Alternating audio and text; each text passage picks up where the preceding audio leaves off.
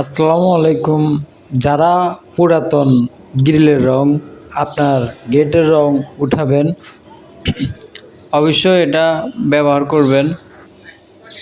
আপনার পুরাতন যে গ্রিলের রং আছে সব উঠে যাবে, একদম পরিষ্কার হয়ে যাবে।